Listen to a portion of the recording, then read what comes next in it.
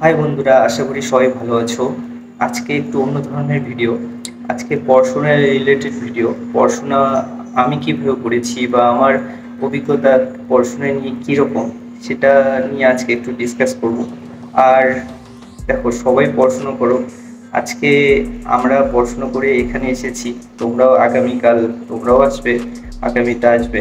তাই আজকে আমার যতটুকু অভিজ্ঞতা বা আমি যতটুকু কীভাবে পড়েছি, কীভাবে পড়ে আজকে সাফল্য পেয়েছি, সেটা তোমাদের সঙ্গে শেয়ার করব। দেখো, আমি এবার আসি পড়াশোনার কথায়। আমি নিজে করেই চাকরি পেয়েছি, সেলফ স্টাডি করতাম। আর কী কী বই পড়েছি সেটা বলছি।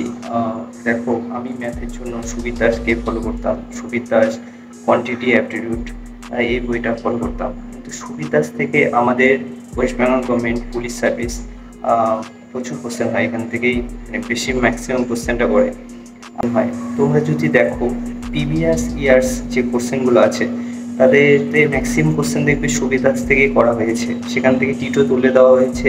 আর কিছুটা একটু অন্যরকম কোশ্চেন এসেছে, সেটা পরে আসছি। দেখো, সুবির দাসের যে পাটিগণিতটা আছে সেটা সম্পূর্ণ খুব ভালো করে পড়তে হবে সবাইকে। আর বীজগণিত পাটিগণিত দুটোই পড়তে হবে। তোমরা যদি প্রিভিয়াস ইয়ার্স কোশ্চেন দেখো, মানে আগের যে কোশ্চেন হয়েছে সেখানে দেখো, তাহলে ম্যাথের আর রিজনিং দুটোই সুবির দাস থেকে তুলে দেওয়া হয়েছে। তোমরা অবশ্যই সুবির দাসকে ফলো করবে, কিন্তু সুবির দাস ভালো করে ফলো করলেই তোমরা বুঝতে পারবে যে কোশ্চেনগুলো কী ধরনের আসছে। আর অবশ্যই প্রিভিয়াস কোশ্চেনগুলো তোমাকে আগে দেখতে হবে, তারপর তুমি যখন সুবির দাস করতে থাকবে তখন বুঝে যাবে যে কী ধরনের কোশ্চেন কোথা থেকে আসে। আর বাকি সুবির দাস ঠিকমতো করার পর তারপরে তোমরা কোয়ান্টিটি অ্যাপটিটিউড করতে পারো। সেই বইটা খুব ভালো। তা সুবির দাসকে অবশ্যই ফলো করবে, আর আমি তাই করতাম। আর ম্যাথ তোমাদের আস্তে আস্তে বলে দেবো কোথায় কোন জায়গা থেকে কোশ্চেনগুলো বেশিরভাগ আসে, সেটা তোমার পরে আমি ভিডিওতে জানাবো। আর ম্যাথ তোমরা ইচ্ছা করলে কোয়ান্টিটি অ্যাপটিটিউড এটাও করতে পারো, আর প্র্যাকটিস সেটটা অবশ্যই দিতে হবে। এবার আসি জিকে। জিকেতে আমি যেমন ছায়া কমিশনের WBCS ফলো করেছি।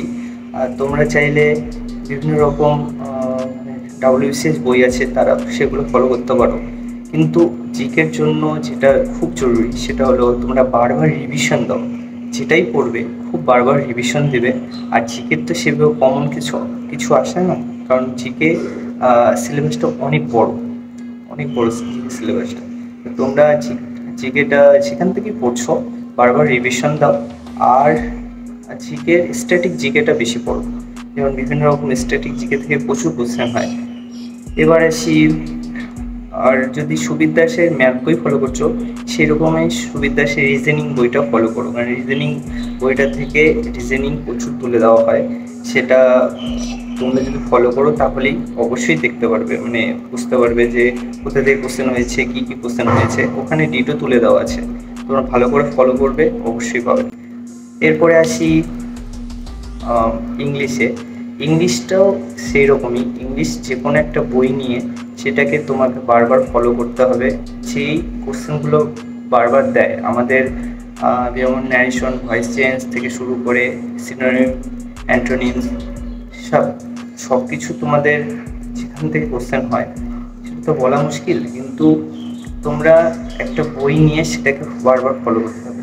ইংলিশটা তোমাকে বলবো না ডাইরেক্ট কমন আসে, কিন্তু তোমরা ইংলিশটা যে কোনো একটা বই থেকে ঠিকমতো সেখান থেকে পড়বে, বারবার রিভিশন দাও, সেখান থেকে পড়বে। আর প্রিভিয়াস কোশ্চেনগুলো দেখবে, WBCS প্রিভিয়াস কোশ্চেন দেখবে। আর আমাদের তো WP এবং KP যেগুলো কোশ্চেন হচ্ছে প্রিভিয়াস, সেই কোশ্চেনগুলো অবশ্যই দেখবে। আর বলবো যে যে কোনো একটা ভালো রাইটারের বই নিয়ে সেটাকে ইংলিশটা পড়ো, প্রিভিয়াস ইয়ার্স কোশ্চেনগুলো ভালো করে ফলো করো। এবার আসি, পড়াশোনা তো সবাই করে এখন, কারণ পড়াশোনা সবাইকে করতেই হবে, কারণ চাকরি পেতে গেলে সবাই পড়াশোনা করে। কিন্তু পড়াশোনা তখনই তোমার কাজে লাগবে যদি একই জিনিস বারবার প্র্যাকটিস করো। কারণ তোমাদের ম্যাথ ভালো করে প্র্যাকটিস করতে হবে, রিজনিং ভালো করে প্র্যাকটিস করতে হবে, আর জিকে বারবার রিভিশন দিতে হবে। জিকে ইংলিশ রিভিশন দিতে হবে। তোমরা ভালো করে প্র্যাকটিস করো। আর প্রথমে ভালো করে প্র্যাকটিস করার পর তারপরে প্র্যাকটিস সেট, যেটাকে মক টেস্ট বলা হয়, মক টেস্ট প্রচুর পরিমাণে দাও। কারণ মক টেস্ট তোমাকে অ্যাকুরেসি আর মক টেস্ট তোমাকে এগিয়ে নিয়ে যাবে তোমার সাফল্যের দিকে। কারণ তোমাদের একটা নির্দিষ্ট টাইম দেওয়া হবে, সেই টাইমের মধ্যে তোমরা সেই পরীক্ষা দিতে হবে। কারণ টাইম পেরিয়ে গেলে পরীক্ষা শেষ, কারণ কিছু করার থাকবে না, কিন্তু টাইমের মধ্যে পরীক্ষা দিতে হবে, সেই টাইমটা নিয়ে আসবে তোমার মক টেস্ট। তাই তোমরা যেটাই করো মক টেস্টটা প্রচুর পরিমাণে দাও। মক টেস্টটা যদি ঠিকমতো না দাও তাহলে পরীক্ষা হলে হয়তো ওই টাইমিংটা তোমাদের আনতে পারবে না। তাই তোমরা মক টেস্টটা দাও। আর মক টেস্টটা দেওয়ার সঙ্গে সঙ্গে তোমরা দেখবে তোমাদের কোথায় প্রবলেম হচ্ছে, মানে কোন কোন কোশ্চেনগুলোতে কোন কোন বিষয়ে তোমাদের প্রবলেম হচ্ছে, সেই প্রবলেমের প্রতি বেশি জোর দাও।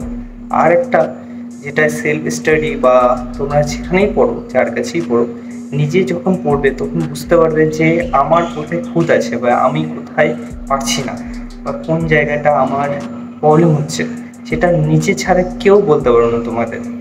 যে যত বড় টিচার হোক বা যেই হোক, কখনোই সেটা তোমাকে বলে দিতে পারবে না, কারণ তুমি সেটা জানো যে তোমার প্রবলেম কোথায়।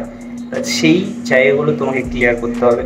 তুমি যদি সেই জায়গাগুলো ক্লিয়ার না করো তাহলে পরীক্ষা হলে তোমাকে সেটা অবশ্যই আটকে যাবে, মানে তোমাদের প্রবলেম হবে। তাই তোমাদের পরীক্ষা হলে যাওয়ার আগে তোমরা সবসময় তোমাদের যে প্রবলেম হচ্ছে, কোন কোন বিষয়ে প্রবলেম হচ্ছে, মানে কোন কোন সাবজেক্টে বা কোন কোন জায়গাগুলো প্রবলেম হচ্ছে, সেগুলোকে ফাইন্ড আউট করো। ফাইন্ড আউট করার পর সেটাকে ভালো করে রিভিশন দিয়ে যাও আর ভালো করে ঠিকঠাক করে যাও। তাহলে অবশ্যই তোমরা সাফল্যের দিকে এগিয়ে যাবে, মানে তোমার সাকসেস হবে এক্সামে। এখন অনেক ধরনের কথা উঠছে, আমাদের সোশ্যাল মিডিয়াতে প্রচুর কথা উঠছে আমাদের চিটিং নিয়ে বা এক্সাম রিলেটেড অনেক কিছু উঠছে।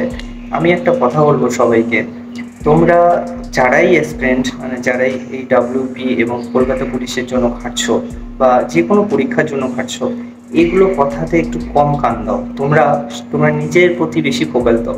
তোমরা তোমাদের যে কাজটা করছো, যে পড়াশোনাটা করছো, সেটাকে ঠিক মতো করো। কারণ এগুলো অনেক কথা ওঠে, সবার ক্ষেত্রেই ওঠে আর সব এক্সামের ক্ষেত্রেই ওঠে।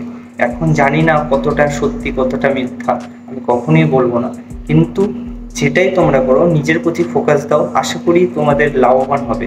এগুলো কথাতে কান দিলে তোমরা ডিমোটিভেট হবে আর তোমরা অনেকটা পিছিয়ে যাবে। যে অনেকে যারা এইসব কথাকে গুরুত্ব না দিয়ে নিজের প্রতি বেশি বিশ্বাস রেখে এগিয়ে যায়, মানে পড়াশোনাটা করে ঠিকঠাক, তারাই দেখবে সাকসেসফুল হবে।